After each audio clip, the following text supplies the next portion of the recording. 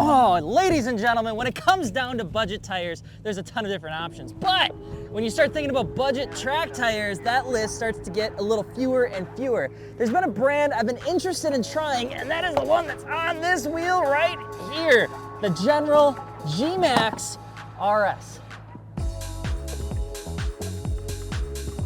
Now, there's 3 things we're gonna answer in today's video for you. Number 1, is it actually a good tire? How's the affordability to use here? Number 2, we're gonna ask ourselves, how does this handle in the corners? We don't have a fast car, but we can go through corners fast. And number 3, if we use all of the tire, just how long will it last? We just happen to be at the most gorgeous racetrack in the world, Road America, a 14-turn, 4-mile racetrack to answer those 3 questions.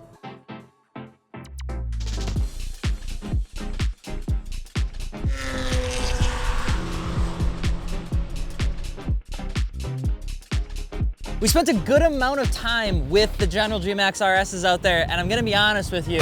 One of my favorite things about testing tires is it's not always about the top speed, which is exactly what a lot of people would think when it comes down to getting the best tire you can. Now, the General G-Max RS is a very affordable tire, and when I was out there, I could only go 180 kilometers an hour because the ECU doesn't want me to have fun. But what that does mean is that we get to push these tires in the corners as hard as we can. The threshold braking, the heel-toe downshift, and then all the mistakes that sometimes we make when we're out on a track. How a tire handles those things is very, very important. And I purposely upset the car a couple times, particularly as I was going through turn 5 and turn 12, and they were both doing a little bit of upset, and the tires handled them perfectly. One of the things I noticed as I was perusing turn 5, or actually before that, was how smooth and quiet these tires actually are. It's one of the things that you don't really notice when you're on the racetrack, but when you're driving a tire that's also gonna go on the street, having something that's not screaming at you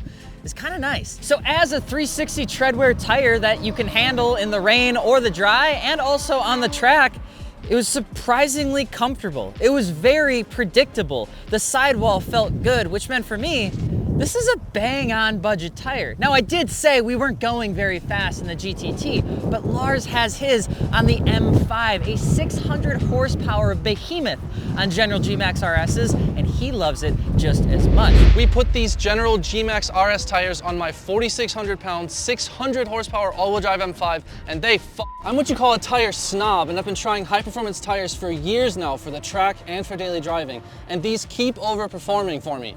They're good in the wet, they take heat cycles well, and they just squat when you lean on them. They're wearing super evenly. You can see the rubber heated up and kind of move to the side from the G-forces, but you can still see all the tread in there for the water. The compound does super well once it gets hot, especially. Doesn't make a ton of noise. It just hooks.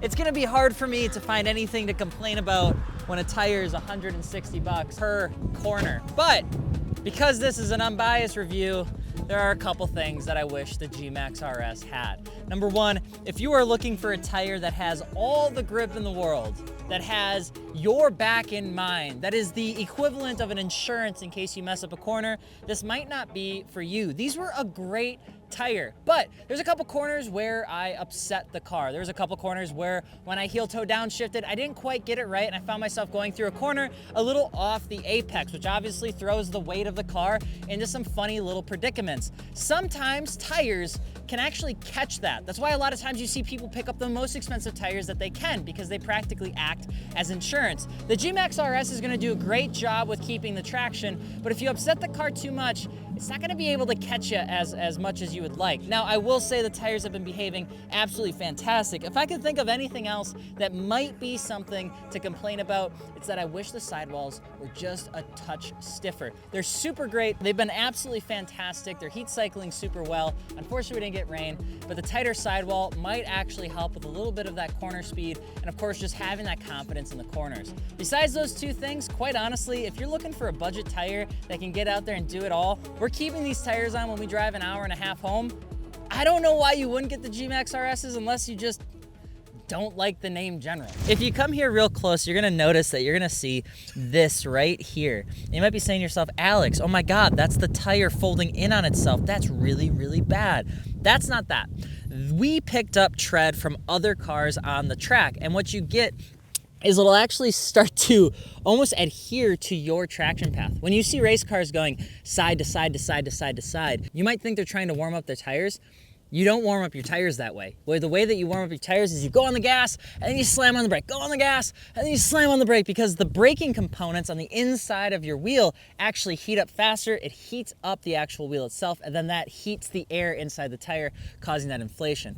When you scrub your tires side to side to side, what you're trying to do is you're trying to get all this gunk off the tire actually, and that's what we're seeing right here. And so when you see race cars doing that, they're not necessarily trying to get their tires warm, they're trying to get all this gunk off so that they have a nice, clean, parallel, nice and smooth traction path for the race that they're about to go into. So the more you know.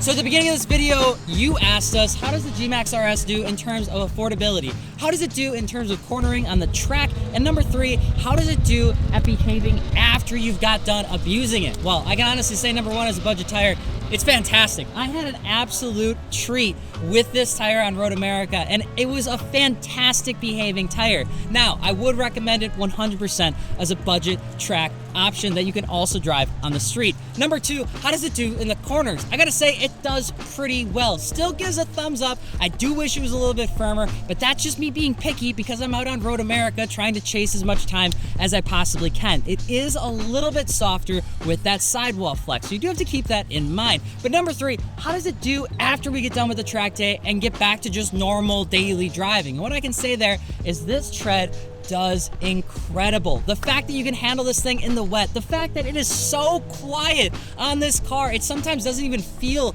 like I'm driving on a performance tire, means that that gives me the double thumbs up. I gotta say, if you guys and gals are looking for a good budget tire that you can run around on the track, whether you've got a Cayman, an R34, or anything in between, and you're trying to save a couple bucks and you just want to get more seat time to become a better driver, the General G-Max RS will not let you down. So if you're looking for a set, you can go pick it up over at MartiniWorks.com. And of course, mod your car with your friends. I'm Alex Martini. Thank you, Road America, for having us, and we'll see you tomorrow.